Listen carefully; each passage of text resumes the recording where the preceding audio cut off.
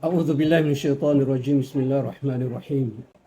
الحمد لله رب العالمين والعاقبة للمتقين، والصلاة والسلام على عبده ورسوله وحبيبه وخليله وأمينه على وحيه سيدنا ونبينا وقائدنا ومعلمنا محمد بن عبد الله وعلى آله وأصحابه ومن سلك سبيله واهتدى بهداه إلى يوم الدين. أما بعد.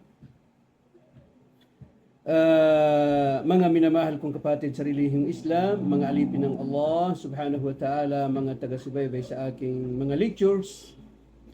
Ito po ay pang-18 kabanata sa aking mga videos. At ang ating ipapaliwanag dito ay related doon sa Hajj. Kasama ito sa mga manasikul Hajj. Yung pang-17 kabanata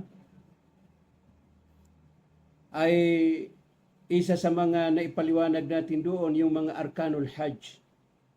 So dito naman sa video na to, insyaAllah ta'ala, ang ipapaliwanag natin dito ay ang mga wajibatul Hajj at mga sunanul Hajj. Mga alipin ng Allah subhanahu wa ta'ala, ang wajibatul Hajj is 7. 7 po ang wajibatul Hajj. So, bago natin ito talakayin, gusto kong sabihin muna sa inyo na ang mga wajibatul Hajj, kailangan maintindihan ninyo ito lahat. Tulad ng arkanul Hajj. Kailangan ito maintindihan ng mabuti. Kasi pagka mayroon kayong hindi nagawa na isa, kahit isa lang sa mga wajibatul Hajj, is kailangan kumatay kayo ng dam. Yung Hajj ninyo, counted na, sahih yung Hajj ninyo. Pero kakatay kayo ng dam. Kakatay kayo ng dam. Yan ang problema. Kakatay kayo ng dam at ipapakain doon sa mga mahihirap sa Makkah at hindi kayo kakain doon. Kaya ito, panuorin ninyo. Please lang, panuorin ninyo ito at intindihin mabuti para tulad ng nasabi ko doon sa pang-17 kabanata na magkaroon kayo ng tamang knowledge sa paghahajj. Yung mga manasikul Hajj para maintindihan ninyo mabuti at naisasagawa ninyo mabuti pagka kayo ay naghahajj. Lalong-lalo na mga kapatid, yung hindi pa nakapag-hajj. Ibig sabihin, first time pa siyang mag-hajj kasi yun ay obligado. Obligado, yun ang obligado. Yung first na i-hajj mo, yan ay obligado. So, kaya kailangan na maintindihan ninyo ito mabuti. Panuorin ninyo. Panuorin ninyo at intindihin ninyo. Kahit paulit-ulit ilang bisis ninyo mapanuoran para maintindihan ninyo ng mabuti. So, tulad ng nasabi ko, ang wajibatul Hajj is 7. So, ang pinakauna dito sa wajibatul Hajj is al-ihram min al-miqat alladhi yamurru alayhi al-insan. Anong ibig sabihin? Yung pagsuot niya ng ihram. Alam niyo yung ihram? 2 putol yan na mga puti . 2 putol, yung para sa baba at para sa taas. Yun ang ihram. So, isusuot mo ito doon sa lugar na tinatawag nga mikat na kung saan ay madadaanan mo. Doon ka magsisimula. Doon mo isusuot yung ihram mo. So, ang mga mawakit is 5. Yung mga mawakit, 5 yun. Isa sa mga mawakit, yung Dhul Halifa o Abyar Ali. Pangalawa yung Al-Juhfa, Mikat Al-Juhfa. Pangatlo yung Miqat Qarn al-Manazil o As-Sailul Kabir. Pang-apat yung miqat yulamlam o as-Saadiyah. Panglima yung that irq, miqat that irq. So ito yung mga mawakit na kung saan ka makakadaan dyan, na doon ka na magsisimula, doon mo na isusuot yung ihram mo. So yan ang ihram. Ito ang pinakauna sa mga wajibatul hajj. Ibig sabihin, pagka nagsuot ka ng ihram, so ibig sabihin, papasok ka na doon sa pagsagawa ng mga ibadatul hajj, yung mga manasikul hajj. O di kaya umrah kung umrah ang pinuntahan mo doon. So gagawin mo na yan. Yung mga gawaing hajj o di kaya gawaing umrah kung ikaw ay ang pinuntahan mo doon ay umrah. So yan ang ihram. Pagka isinuot mo yung ihram mo, so ibig sabihin na sinyalis yun na gagawin mo na yung mga gawaing hajj. Oo. So doon mo isusuot kung saan ka makakadaan sa 5 mawakit na yan. Kung saan ka makakadaan dyan, so doon mo isusuot yung ihram mo. So tulad ng nasabi ko, pagka naisuot mo na yung ihram mo, ibig sabihin na sisimulaan mo na yung pagsagawa ng mga manasikul hajj, yung mga gawaing hajj. So naging haram na sa'yo, pagka nakapag-ihram ka na, naging haram na sa'yo yung mga dating ginagawa mong pwede. Tulad ng halimbawa, pagsuot ng damit na nakatahi, ito na haram na sa iyo, hindi na pwedeng magsuot ka ng damit na nakatahi pagka nakapag-ihram ka na. Kahit yung brief, hindi ka na pwedeng mag-brief pagka naka-ihram ka na. Ito sa mga kalalakihan.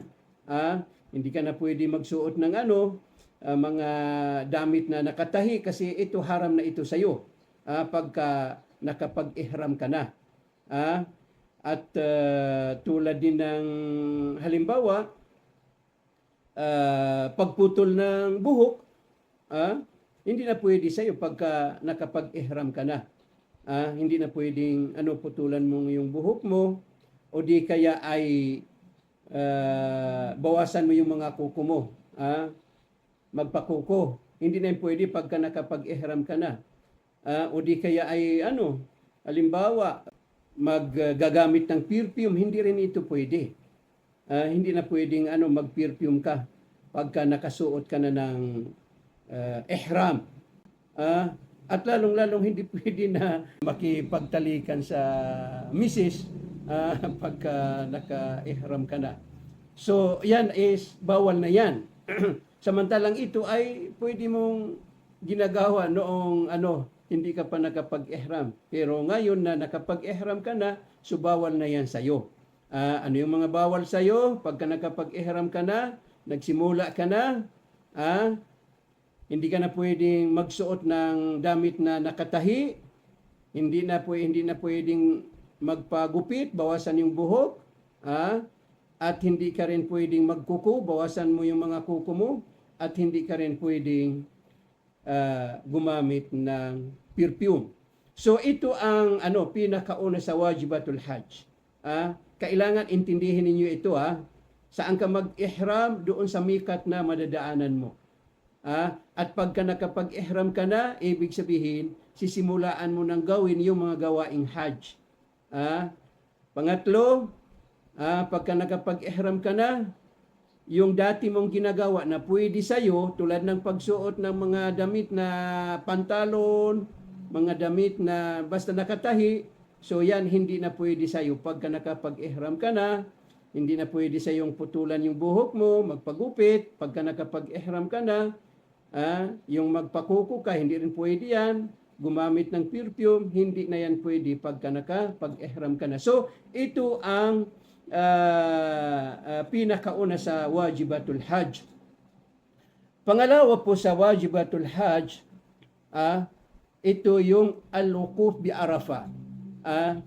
Noong ipaliwanag ko sa inyo sa panglabing 7 kabanata, yung tungkol sa Arkanul Hajj, nasabi ko sa inyo na yung al-wuquf bi Arafah na dalawa yan. Al-Wukuf bi Arafah na kasama sa Arkanul Hajj at kasama rin sa Wajibatul Hajj. So ito, Wajibatul Hajj ito. So ang Wajibatul Hajj, tulad ng nasabi ko sa inyo doon sa Arkanul Hajj, na ang Wajibatul Hajj na yung pagwukuf sa Arafah mula sa ba'da zawal o after dhuhr hanggang sa paglubog ng araw.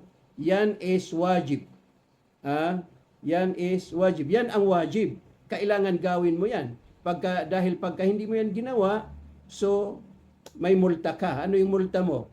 Kakatay ka ng dam at ipapakain mo sa mga fukara doon sa Makkah, at tulad ng nasabi ko, hindi ka kakain dito. So ito ang kailangan maintindihan din natin ito. Yung Al-Wukuf bi Arafah, na kailangan na matiyak mo na nakapasok ka sa lupa ng Arafah. Oo. Kasi pagka hindi ka nakapasok sa lupa ng Arafah, na hindi mo nagawa yung Al-Wukuf, yung Hajj mo is batil. Not counted yung Hajj mo. Pagka hindi ka nakaukuf doon sa, hindi ka nakapasok sa loob ng lupa ng Arafah. So, anyway, may mga palatandaan dyan. May mga palatandaan sa boundary, may mga palatandaan dyan na ito ay pasok sa Arafah. So, kailangan maingat kayo dyan. Kasi baka doon kayo makapag-ukuf sa labas ng kahit 1 metro lang, nakalabas ka doon sa lupa ng Arafah, not counted na yung Hajj mo. Yung Hajj mo batil. Kaya kailangan na matiyak ninyo lahat ng yung lahat ng nagha-Hajj. Pagka mag-uukop kayo sa Arafah, mag-isti kayo sa Arafah, kailangan na matiyak ninyo na kayo ay nakapasok sa lupa ng Arafah. So tulad ng nasabi ko, may mga palatandaan dyan. Sa boundary ng Arafah, may mga palatandaan dyan. So, kailangan matiyak ninyo yan. Dahil pagka hindi kayo nakapasok sa lupa ng Arafah, na yung Hajj ninyo ay batil. Not counted yung Hajj ninyo. Hindi sahih yung Hajj ninyo. So, si Sheikh bin Baz, rahimahullah subhanahu wa ta'ala, tinanong siya ng isang tao. Sabi ng isang tao na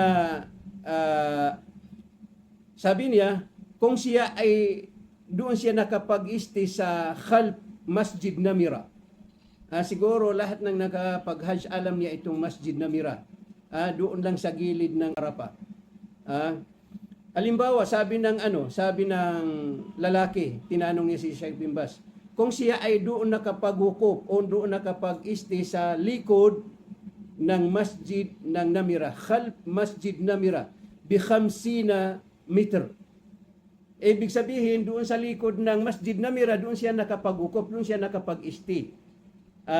Ng mga 50 meters ang layo niya doon sa Masjid Namira, doon sa bandang likod. So, ang tanong niya doon, kay Sheikh bin Baz, siya ba ay nasa loob ng lupa ng Arafah? Ano ang isinagot ni Sheikh bin Baz, rahimahullah? فقال إذا كنت خلف مسجد نمرة على ما قلت في 50 متر فأنت في داخل عرفات وحجك صحيح والحمد لله إذا كنت لم تخرج إلا بعد الغروب. Ito ang isinagot ni Sheikh bin Baz doon sa tanong ng lalaki. Sabi ni Sheikh bin Baz, kung ikaw ay sabi niya, doon ka sa likod ng Masjid Namira, tulad ng nasabi mo na ang layo mo doon sa Masjid Namira ay mga 50 meters, fa anta fi dakhili Arafat. So ikaw ay nasa loob ng lupa ng Arafat. Wa hajjuka sahih. So yung hajj mo ay sahih. Walhamdulillah. Idha kunta lam takhruj illa ba'da al-ghurub. Kung ikaw ay hindi lumabas, liban na lamang noong lumubog na yung araw. Ibig sabihin, nag-isti ka doon hanggang lumubog ang araw. So, yung hajj mo ay sahih. Counted na yung hajj mo. Valid na yung hajj mo. Ibig sabihin, hindi ka pwedeng magukop doon sa loob ng Masjid Namira. Kasi pagka doon ka nagwukuf sa loob ng Masjid Namira, so not counted yung hajj mo kasi hindi ka nakapasok sa lupa ng Arafah. Oo, kasi tingnan niyo yung sinabi ni Sheikh Bimbas. Isinagot niya doon sa lalaking nagtanong. Sabi ng lalaki, kung ako ay doon ako nakapagwukuf, nakapag-isti sa likod ng Masjid Namira, ang layo ko doon ay mga 50 meters. So ang isinagot ni Sheikh Bimbas, kung yan ay totoo, na mga 50 meters ang layo mo doon sa Masjid Namira, doon sa bandang likod, is nakapag-ukop ka sa loob ng Arafah. So yung hajj mo is sahih, counted yung hajj mo kung ikaw ay hindi umalis doon hanggang lumubog ang araw. So si Prophet Muhammad sallallahu alaihi wasallam, sinabi niya, وقفتها هنا وعرفات كلها موقف إلا بطن أرنة وبطن وادي أرنة ليس من عرفة لكنه قريب منه. Yan ang sinabi ni Prophet Muhammad sallallahu alaihi wasallam. Sinabi niya, dito ako nagukop, dito ako nag-isti. Itinuturo niya kung saan siya nag-isti that time, sa oras na yan. Sabi niya, dito ako nag-isti, sabi niya. Wa Arafat kulluha mawqif. At ang Arafat na lahat yan mawqif. Ibig sabihin lahat yan mawqif na pwede kang magukop doon, pwede kang mag-isti doon. Basta sa loob ng Arafat. Yan ang sinabi ni Prophet Muhammad sallallahu alaihi wasallam. Illa batun orna. Wa batun wadi orna laysa min Arafat. Liban na lamang doon sa gitna ng wadi. Kasi may ilog doon. Na tinatawag nga Orna. Kasi yung gitna ng Wadi Orna na laysa min Arafah. Hindi kasama sa Arafah. So yung masjid na Namira na doon nakatayo. Doon nakatayo sa Wadi na tinatawag nga Orna. Doon nakatayo yung masjid Namira. Kaya kailangan na maingat tayo. Lakinnahu qaribin ho. Ngunit ito ay malapit lang, sabi ng Prophet Muhammad sallallahu alaihi wasallam. So, kaya kailangan maingat tayo. Kailangan na matiyak natin na tayo ay doon tayo nakapag-isti sa loob ng lupa ng Arafat. So si Sheikh Bimbas rahimahullah, kaawaan nawa siya ng Allah subhanahu wa ta'ala. Su'ila Sheikh Bimbas rahimahullah an Masjid Namira.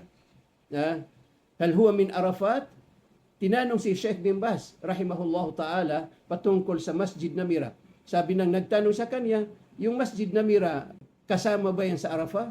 Ibig sabihin na sa loob ba yan ng Arafah? So ano ang isinagot ni Sheikh Bimbas? Sabi ni Sheikh Bimbas rahimahullah, fihi khilaf. Anong ibig sabihin ng fihi khilaf? Ang ibig sabihin ng fihi khilaf, na may bangayan dyan, may konting discussion dyan sa pagitan ng mga ulama. Yan ang sinabi ni Sheikh Bimbas. May nagsabi na ang Masjid Namira ay dahil fi Arafat. Kasama sa o pasok sa lupa ng Arafat. May nagsabi naman na mahiya min Arafat. Ibig sabihin na hindi kasama sa Arafat. Wal mashhur mahiya min Arafat. Ngunit ang totoo ay ang Masjid Namira na hindi bahagi ng Arafat. So kaya kailangan na maingat tayo. Kailangan na alam natin na doon tayo nakapag-isti sa loob ng Arafah. Kung mayroong mang nag-iisti doon sa Masjid Namira, na problema na yun. Ibig sabihin hindi niya nagawa yung wukuf. So, sayang yung hajj niya. Kasi tulad ng nasabi ko sa inyo, ay pagka ang hajj ay mayroon siyang hindi nagawa sa mga arkanul hajj, is not counted yung hajj niya. Hindi tatanggapin ng Allah yung hajj niya. So, ibig sabihin, kailangan mag-hajj ulit. So, sayang yung pirang ginastos niya sa first na hajj niya. Sayang yung pagod niya. So, kaya, mga kapatid, kailangan panoorin ninyo ito. At pakinggan ninyo mabuti. Intindihin ninyo mabuti. So, yan po ang pangalawa sa wajibatul hajj. Mga minamahal kong kapatid sa relihiyong Islam, pangatlo po sa wajibatul hajj na yung al-mabit bi Muzdalifa ba'da insirafihi min Arafat.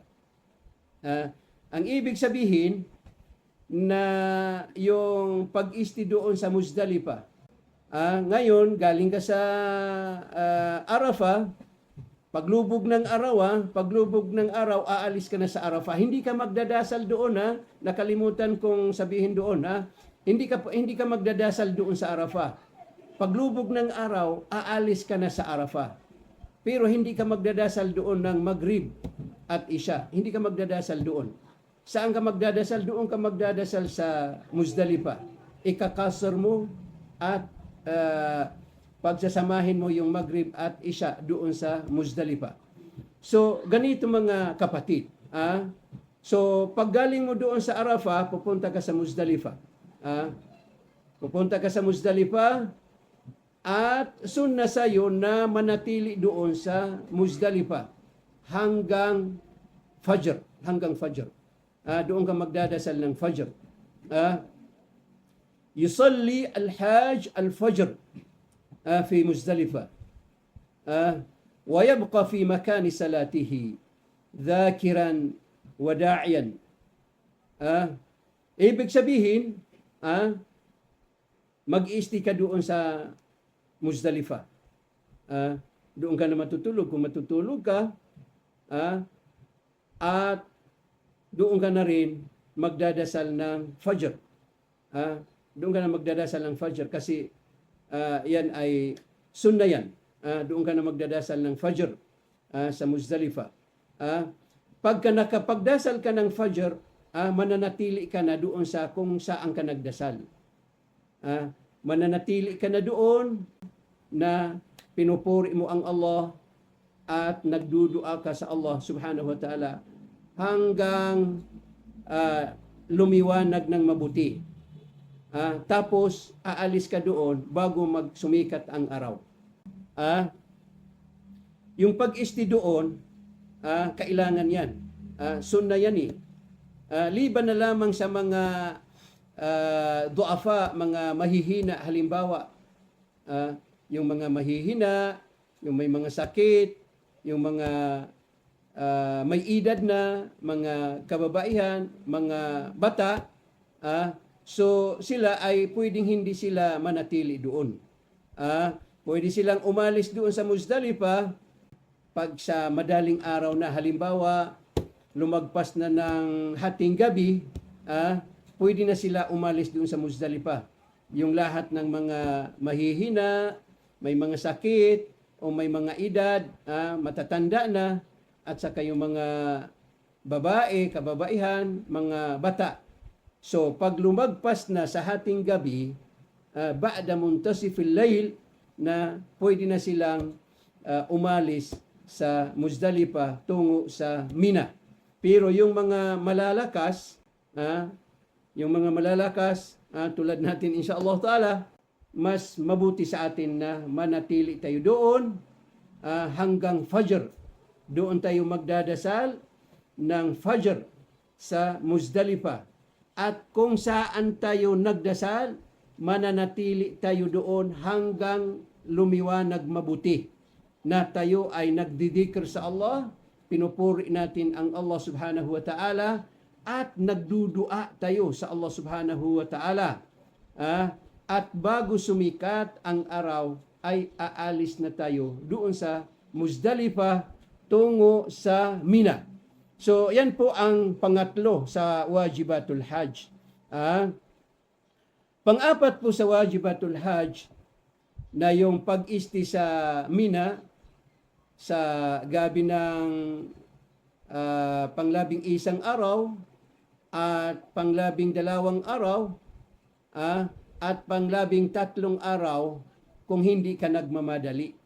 Pero kung ikaw ay nagmamadali, pwede na doon sa pwede ka na umalis sa Mina sa panglabing dalawang araw, sa 12 days ng Dhul-Hijjah. Kung ikaw ay nagmamadali, pwede ka na umalis doon at pumunta sa haram para magtawaf ng tawaful wida, at pagkatapos ay aalis ka na. Lilisanin mo na ang haram. ang Makkah. Halimbawa. So, yan ang pang-apat. Ulitin ko, ang pang-apat, mag-i-stay ka sa doon ka matutulog sa Mina. Sa Laylat 11, sa gabi ng panglabing-isang araw sa Dhul-Hijjah, at panglabing-dalawang araw sa Dhul-Hijjah, at panglabing-tatlong araw sa Dhul-Hijjah, kung ikaw ay hindi nagmamadali. Pero kung ikaw ay nagmamadali, so pagkatapos ng panglabing-dalawang araw sa Dhul-Hijjah, pwede ka na umalis doon at pumunta ka sa haram at isagawa mo yung tawaful wida, at pagkatapos ay lilisanin mo na ang Makkah. Aalis ka na doon, babalik ka na sa lugar mo, kung saan ang lugar mo. So, yan po ang pang-apat sa mga wajibatul hajj. Panglima po sa wajibatul hajj na yung Rami al-Jumurat. Rami al-Jumurat. Yung magbabato ka na doon sa mga Jumurat. Magbabato ka na doon. So, ang pinakaunang babatuhin mo, yung Jumratil Aqaba. So, kailan mo babatuhin? Ito ay babatuhin mo sa Yawm al-Eid. Pagkatapos mo magdasal ng Eid, so babatuhin mo na yan. Yan ang pinakaunang babatuhin mo, yung Jumratil Aqaba. Babatuhin mo ito sa araw ng Hajj. So yung ibang mga Jumrat na babatuhin mo naman ito sa Ayyamut Tashrik. Sa Ayyamut Tashrik, doon mo na ito babatuhin lahat. Pero sa Yawm al-Eid, ang babatuhin mo dito ay yung Jumratil Aqaba. Sa Yawm al-Eid, pagkatapos ng Eid. So, yan po ang panglima sa wajibatul hajj. Kailangan gawin mo ito, kasi pagka hindi mo ito ginawa, na bibili ka ng dam at kakatayin mo pagka hindi mo yan nagawa. Kaya kailangan na gawin mo yan. So, pang-anim po sa wajibatul hajj, al-halq o al-taqsir lirrajul. Ibig sabihin, yung rajul na mukhayyar. Anong ibig sabihin na mukhayyar? Pipili siya dito. Ano ang gusto niya?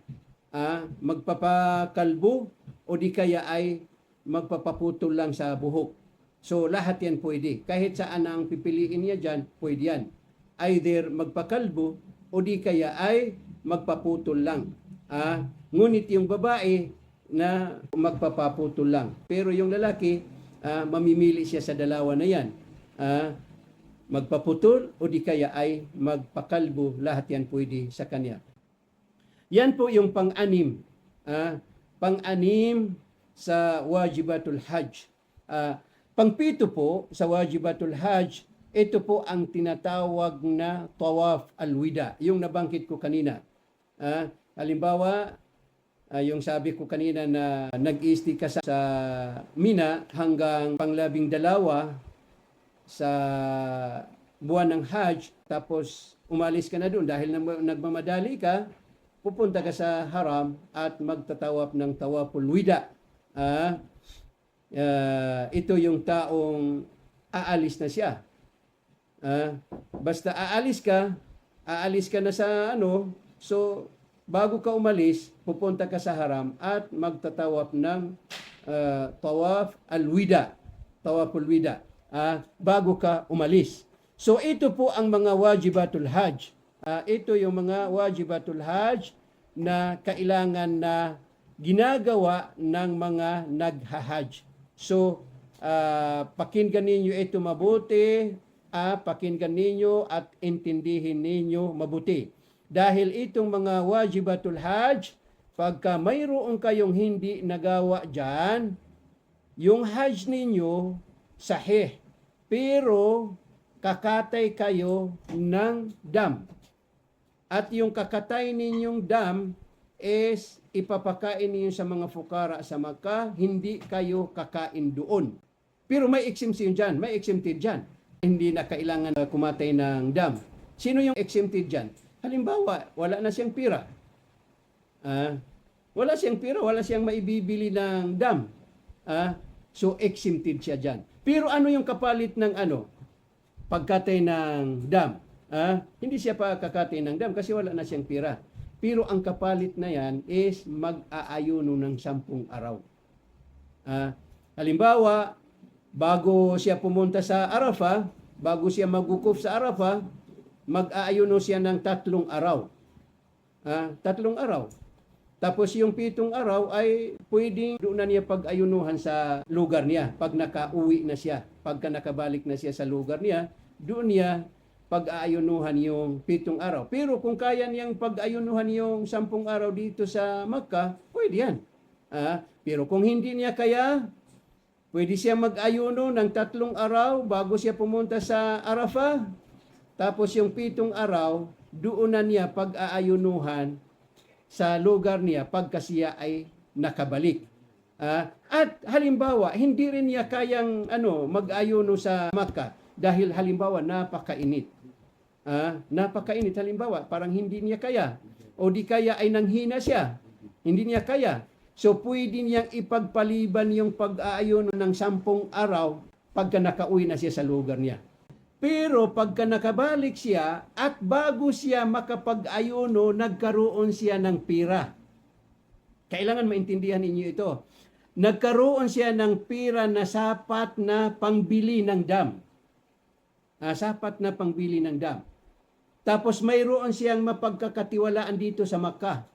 Mayroon siyang kakilala doon na pwede niyang ipadala sa kaniyang pira at mapagkakatiwalaan siya na ibibili yung pinagkakatiwalaan niya na ibibili niya ng dam at kakatayin niya at ipapakain doon sa mga mahihirap. Pwede rin yan. Masya Allah, napakaganda ang Islam talaga. Napakaganda ang Islam. Pwede yan kaya nga, intindihin niyo ito mabuti, panuoran niyo mabuti kasi marami kayong maiigib dito na kaalaman patungkol sa Hajj. So, Masya Allah, napakaganda ang Islam. So, mga kapatid, mga alipin ng Allah, mga minamahal kong kapatid sa relihiyong Islam, mga taga-subaybay sa aking mga lectures, uulitin ko po na panuorin ninyo itong video ko. Lahat ng aking mga video, kung pwede, panuorin ninyo kasi insyaAllah ta'ala, marami kayong maiigib doon na magagandang kaalaman.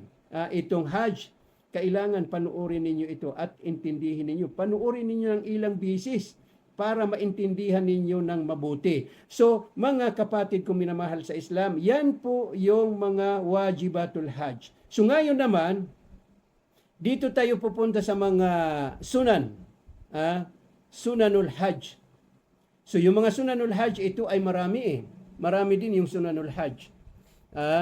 So, ang pinakauna po sa sunanul Hajj, na al-mabit bimina yawm at-tarwiyah. Ito, kailangan maintindihan ninyo ito. Ito, sunnah ito hindi wajib at hindi rukn. Hindi kasama sa arkanul hajj, hindi rin kasama sa wajibatul hajj. Ngunit ito ay sunnah.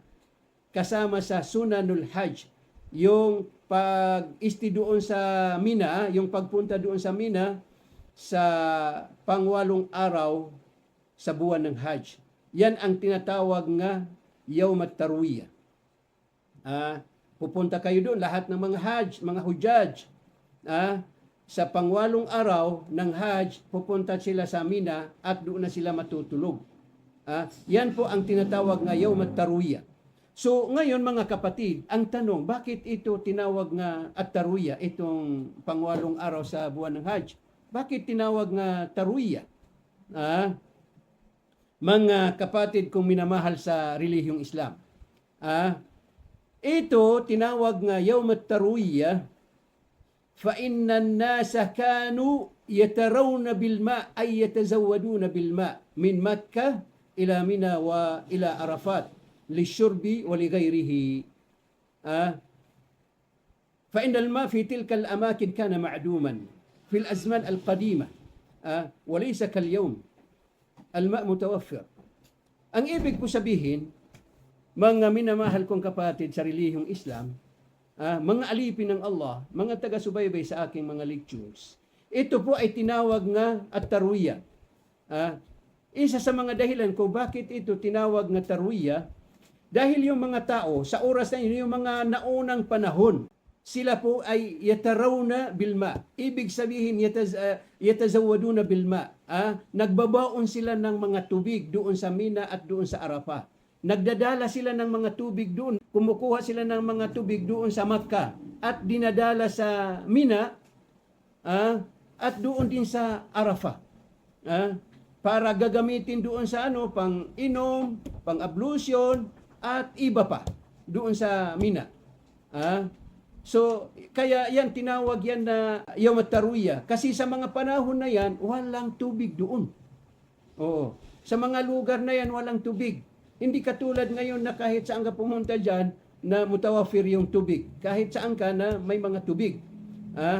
Kaya tinawag yan na Yawm at-Tarwiyah dahil yung mga tao, nagdadala sila ng mga tubig. Dinadala nila sa Mina para sa pang-ablution, para sa pag-inom, at iba pa. So, kaya yan is tinawag nga Yawm at-Tarwiyah. So, mayroon ding isang dahilan, sinabi ng ibang mga ulama, na isa sa dahilan kung bakit tinawag ito na Yawm at-Tarwiyah. So, ito ay patungkol sa ating propeta na si Ibrahim alayhi salatu wassalam. Patungkol ito sa kanya kung bakit tinawag din na Yawm at-Tarwiyah yung araw na yan. Bakit? Dahil sa Laylatul Thamin min Shahr Dhil Hijjah, ra'a fil manam annahu yadhbahu ibnahu Ismail alayhi salam bi amrillahi subhanahu wa ta'ala. Sa gabi ng Laylatul Thamin, Laylatul Thamin, ibig sabihin kanina, pang-7 araw sa Hajj. Tapos ngayong gabi, na yan ay tinatawag nga Laylatul Thamin. So nakita niya sa panaginip na kinakatay niya ang anak niya na si Ismail dahil iniutos ng Allah sa kanya yan. Sa panaginip yan. Kailan niya pinaginip? Sa Laylat at-Thamin min Shahri Dhil Hijjah. Tulad ng sabi ko kanina, pang-7 araw sa buwan ng Hajj, tapos ngayong gabi, so yan ay tinatawag na Laylat at-Thamin. So nanaginip siya doon, na siya ay inutusan siya ng Allah na kakatayin niya ang anak niya na si Ismail alayhi salatu wassalam. So, kaya tinawag ito na Tarwiyah kasi kinabukasan, yatarawwa. Ang isang ibig sabihin ng yatarawwa na yatafakkar o yatadabbar.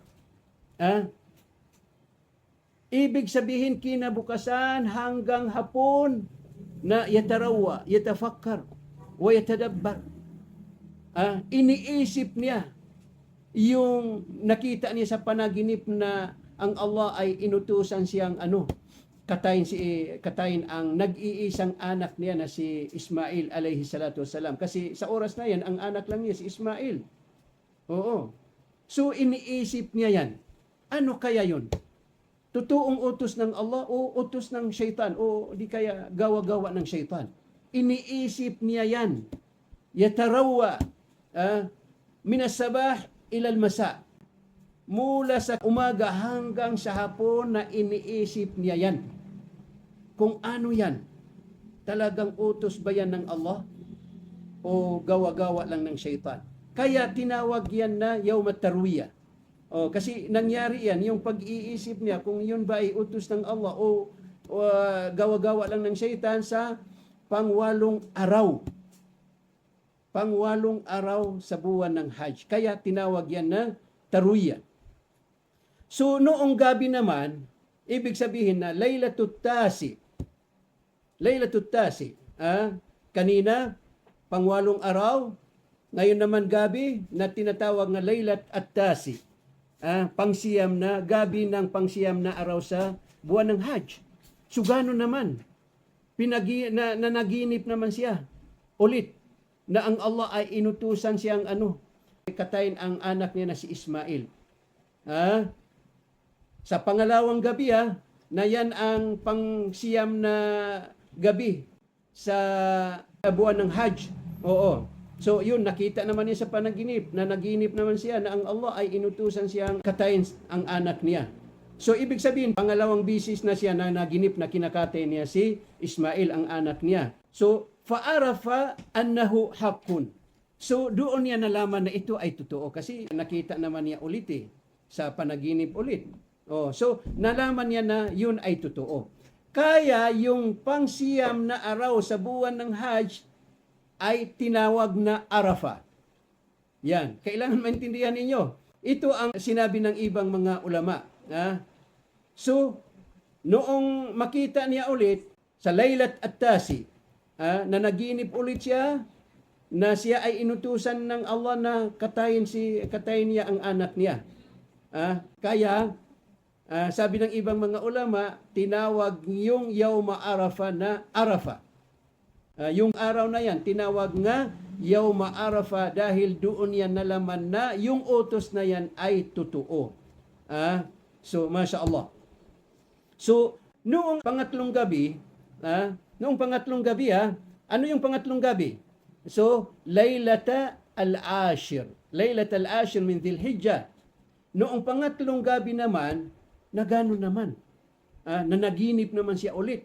So, kaya kinabukasan, na nag-decide na siyang kakatay niya ang anak niya na si Ismail alayhi salatu wasalam. So, mga minamahal kong kapatid sa relihiyong Islam, mga alipin ng Allah, mga taga-subaybay sa aking mga lectures, yan ang dahilan kung bakit daw tinawag yung pangwalong araw sa buwan ng Hajj na Yawm at-Tarwiyah. So, mga minamahal kong kapatid sa relihiyong Islam, yan po ang pinakauna sa mga sunan al-Hajj.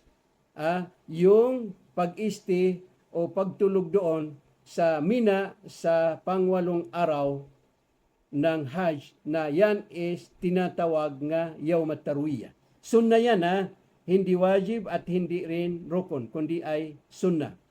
Okay, pangalawang sunna sa Hajj, sunanul Hajj, yung tawaful qudum. Tawaful qudum lil mufrid wal qarin. Ano yung ibig sabihin ng mufrid at saka yung qarin? Ibig sabihin, yung nag-Hajj na nagsuot ng ihram na ang niya niya doon ay ifrad. Anong ibig sabihin ng ifrad? Yung Hajj lang. Nagsuot siya ng ihram na ang niya niya doon ay Hajj lang. Yun ang tinatawag nga ifrad o di kaya ay mufrid. Ismu fa'il yan, mufrid. Yung taong nagsuot ng ihram na ang intensyon niya ay Hajj lang. So ang ibig sabihin naman ng qarin, ismu fa'il din yan, na ang ibig sabihin ng al-qarin, na yung taong nag-Hajj na nag-ihram siya na ang intensyon niya doon ay dalawa, Hajj at saka Umrah, magkasama yan.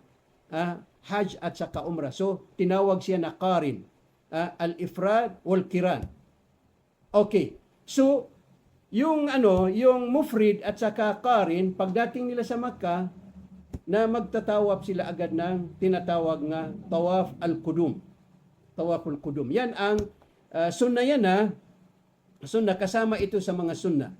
Ibig sabihin, pagdating nila sa Makkah, na sunna sa kanila na magtawaf agad, na ito ay tinatawag nga tawaf al-qudum. So, halimbawa, nakapagtawaf sila ng tawaful qudum, tapos nagsai sila. Pwede yan. Pwede silang nagsai. Halimbawa, pagkatapos ng tawaful qudum, nagsai naman sila, tapos hindi na nila inalis yung ihram nila kasi ang intensyon nila ay ifrad at saka qiran. Siya ay mufrid o di kaya ay qarin. So, nanatili siyang naka-ihram. Hanggang sa Yawm al-Eid. Hanggang sa Yawm al-Eid, naka-ihram sila. Dahil either siya ay mufrid o di kaya ay qarin. So, nagsai sila pagkatapos ng tawaful qudum. Pagkatapos ng tawaful qudum, nagsai agad. Tapos, nanatili sa kanila yung ihram nila. Hindi na nila inalis yung ihram hanggang Yawm al-Eid. So yung sa'i na yun na ginawa nila after ng tawaf al-qudum, na consider na yan, na yan na yung sa'i niya sa Hajj. Ibig sabihin, hindi na siya magsasai ulit. Maliwanag siguro na intindihan ninyo. فَإِنَّ سَعْيَهُ الْأَوَّلْ يَكْفِيهِ وَلَا يَحْتَاجُ إِلَى سَعْيٍ آخر أو سَعْيٍ ثاني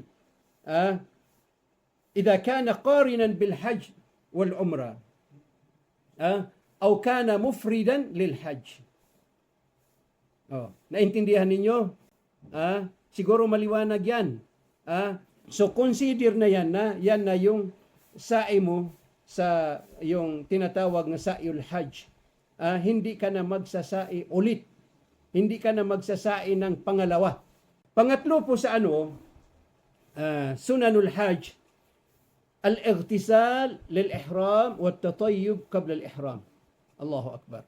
Ibig sabihin, maglilinis ka para mag-ihram ka. Maliligo ka halimbawa, maglilinis ka mabuti, maliligo ka, at pagkatapos ay mag-perfume ka sa katawan mo. Mag-perfume. Hindi, kasi dito rin nagkakamali yung iba Ang nilalagyan nila ng perfume, yung damit nila. Hindi yan. Ang bago ka mag-ihram, bago mo isuot yung ihram mo, mag-perfume ka.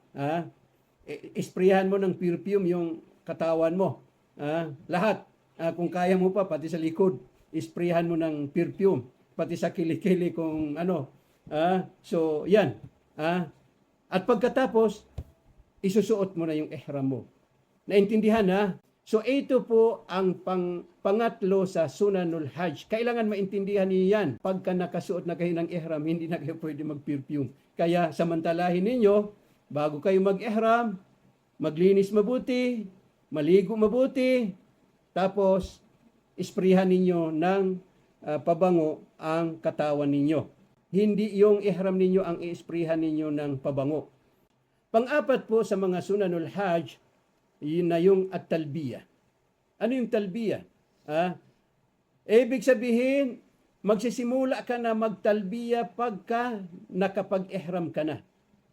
Magsisimula ka na ng magtalbiyah pagka nakapag-ihram ka na hanggang sa pagbato ng Jumratil Aqabah. Ano yung at-talbiyah? Ang talbiyah na yung sasabihin mo yung labbaik Allahumma labbaik, labbaik la sharika laka labbaik, innal hamda wan ni'mata laka wal mulk la sharika laka labbaik, labbaik ilahul haqq labbaik.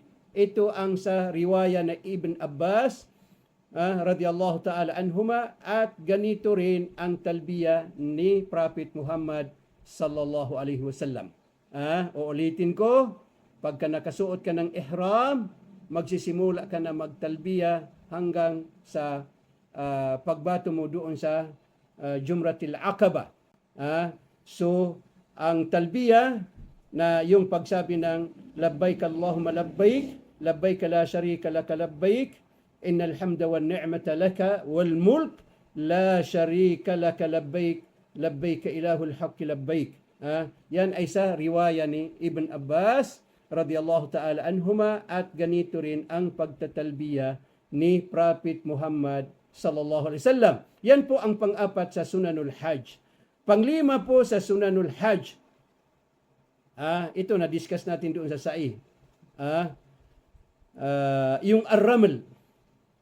Ar-ramlu fi al-ashwat al-thalatha al-ula min tawafil qudum. Ano yung raml? Yung tatakbo ka ng, yung maglalakad ka ng mabilis ba? Di ba, pagka nagtatawap ka ng tawaful qudum, yung tatlong ikot sa unahan, na bibilisan mo yung pag-ikot doon kung kaya mo. Halimbawa, kung medyo kunti yung tao, gagawin mo yan. Pero pagka maraming tao, git-gitan, mahirap mo yan gawin.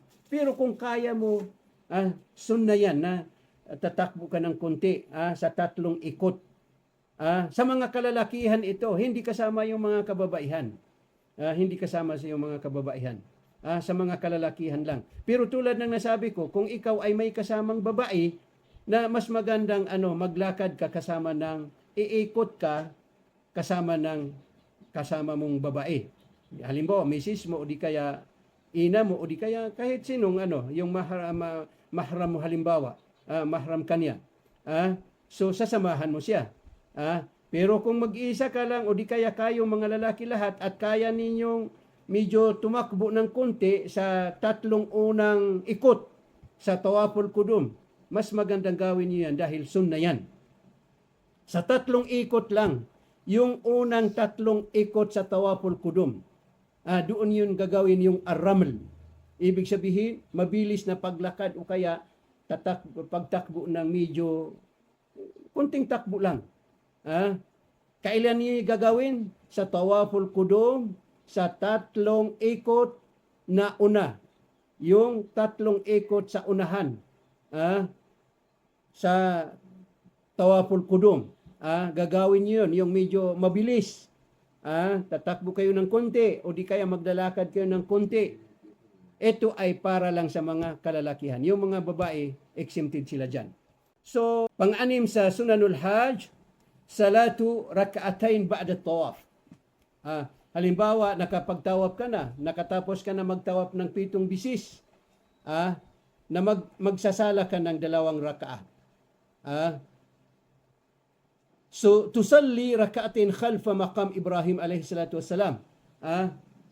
Idha tayassara laka, kung pwede sa'yo. Halimbawa, medyo maluwang, kaya mo na doon ka na makapagsala ba'da tawaf, after ng tawaf, na doon ka makapagsala sa khalf ng Maqam Ibrahim. So, sunna yan. Maganda yan.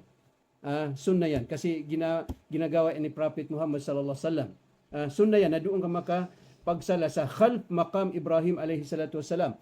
Kung kaya mo. Pero kung hindi mo kaya, halimbawa napakaraming tao, hindi mo kaya, git-gitan talaga, na kahit saan ka na makapagdasal doon, sa loob ng masjid, pwede na yan. Huwag mo na igiit na doon ka na magdadasal sa Maqam Ibrahim kasi baka may masaktan ka pa doon. So, sayang yung hajj mo. Kasi pagka may nasaktan ka doon, na mababawasan yung hajj mo, yung gantimpala na makukuha mo. Kaya, kung hindi mo kaya, dahil napakaraming tao, kahit hindi ka na nakapagdasal doon sa khalf Maqam Ibrahim alayhi salatu wassalam, kahit saan ka na nakapagdasal doon sa loob. Pwede yan. Kaya napakaganda ang ating relihiyong Islam. Hindi niya gustong nahihirapan ang mga tao. Hindi niya gusto yan. So, naintindihan ninyo siguro yan, At ang babasahin mo sa unang rak'a, ba'da al-Fatiha, after ng Fatiha, kasi 2 rak'a yung pagdadasalan mo doon after ng tawaf. So, ang sunang babasahin mo doon, ba'da al-Fatiha, after ng Fatiha, yung Qul ya ayyuhal kafirun. Sa pangalawang rak'a, ba'da al-Fatiha, na ang babasahin mo naman doon na yung Qul huwallahu ahad. Naintindihan siguro? Ano yung babasahin mo ba'da al-Fatiha sa unang rak'a? After ng Fatiha, yung Qul ya ayyuhal kafirun. Sa pangalawang rak'a, after ng Fatiha, ano yung babasahin mo naman doon after ng Fatiha? Yung Qul huwallahu ahad. So, sunna yan kung murais mo. Pero kung hindi mo murais, kahit saan sa Quran ang babasahin mo. Kung hindi mo yan murais. So, ito po ang pang-anim sa mga sunanul hajj. Masya Allah. Pang-7 po sa mga sunanul hajj. Pang-7 sa mga sunanul hajj, al-jam'u bayna salatay dhuhr wal asr fi Arafah. Jama' takdim. Ibig sabihin na pagsasamahin mo, ikukumbahin mo yung 2 sala, yung salatul dhuhr at saka salatul asr na kasran. Ibig sabihin ng kasran na pinaiksi mo. Imbis na 4 na rak'a, 2 rak'a lang. 2 rak'ang dhuhr, 2 rak'ang asr. Yan ang ibig sabihin ng kasr. So, pagkukumbainin mo ito. Pero 2 salam yan. Ibig sabihin, magsasala ka ng dhuhr, ng 2, magsasalam ka sa kanan at kaliwa, pagkatapos itatayo mo naman agad yung asr na 2 rak'a rin. 2 rak'a. So, yan, sunna yan. Na iipunin mo o pagkukumbainin mo yung 2 sala, yung dhuhr at saka yung asr na tagdadalawang raka'a. Tagdadalawang raka'a. Wa bayna salati al-maghrib wal isya bi Muzdalifah. So ganun din. So na rin yung pagdating mo sa Muzdalifah is iipunin mo, pagkukumbainin mo o pagsasamahin mo, iipunin mo yung Salatul Maghrib at Salatul Isya. Yung Salatul Maghrib, hindi na yan pwedeng ikasar.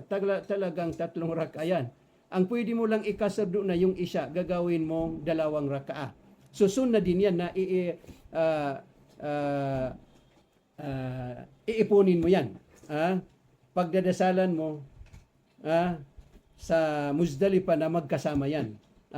Pagkatapos ng Maghrib, magsasalam ka at itatayo mo naman yung Isya na 2 raka'a. Yan, sunna yan.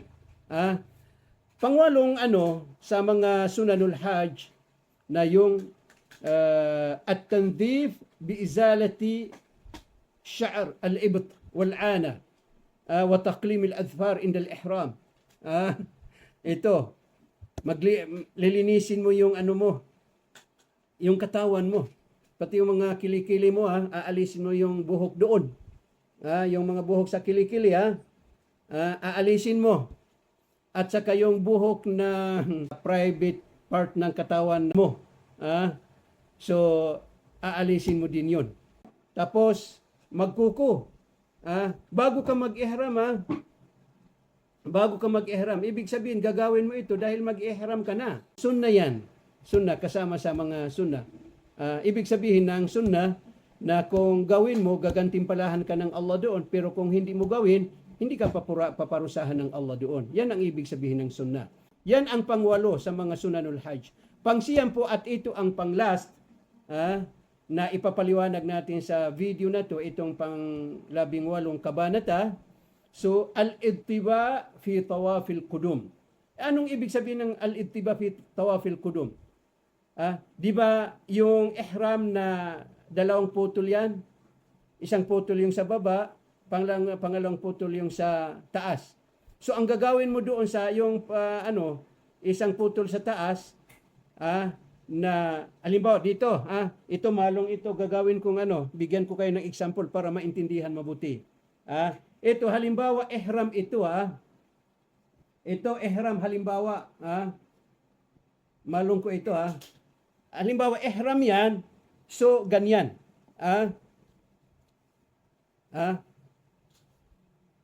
Yan ang yan ang al-ittiba.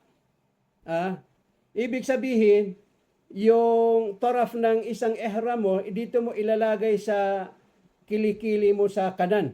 Ganito, ito kanan ko ito eh. So ito, nakalagay dyan. Tapos yung isang taraf na dito sa dito sa balikat mo sa kaliwa. Ganito. So yung isang taraf na dito nakalagay sa balikat mo sa kaliwa, bandang kaliwa, balikat mo sa kaliwa. Tapos yung isang taraf naman na nakalagay dito sa baba ng kilikili mo. Ganito, basta ganito. So ibig sabihin, dito walang nakatakip dyan. Walang nakatakip dito sa balikat mo sa kanan. Walang nakatakip dyan. Yan. Yan ang ibig sabihin ng al-ittiba fi tawafil qudum. Yan. Pero sa ibang mga tawaf, hindi na ganito. Hindi na ganito. Pwede nang ganyan. So, yan. Sa ibang tawaf. Pero sa tawaful qudum, sunnah na ganito. Na maliwanag ba yan? Maliwanag siguro. So mga minamahal kong kapatid sa relihiyong Islam, mga alipin ng Allah subhanahu wa ta'ala, mga taga-subaybay sa aking mga lectures, siguro, inshallah ta'ala, napakalinaw siguro. I think malinaw ito. Ang pakiramdam ko, malinaw ito siguro. Maintindihan ninyo ng mabuti inshallah ta'ala. Kaya ako ay humihikayat sa inyo na lahat ng mga video ko, special ito kasi ito, Hajj ito.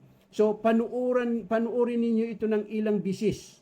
Yung pang-17 kabanata, panuorin ninyo ng ilang bisis para, kasi nandoon yung Arkanul Hajj, para maintindihan ninyo mabuti yung Arkanul Hajj.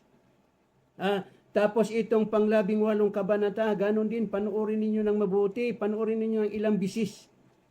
Para maintindihan ninyo yung wajibatul hajj, kasi ang nakalagay dito sa pang-18 kabanata, yung wajibatul hajj at saka yung sunanul hajj. Kaya panoorin ninyo ito ng ilang bisis para maintindihan ninyo ng mabuti ang mga manasikul hajj.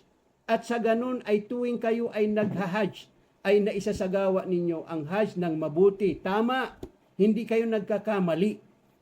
Lalong-lalo na mga kapatid, yung mga first time pang magha-hajj.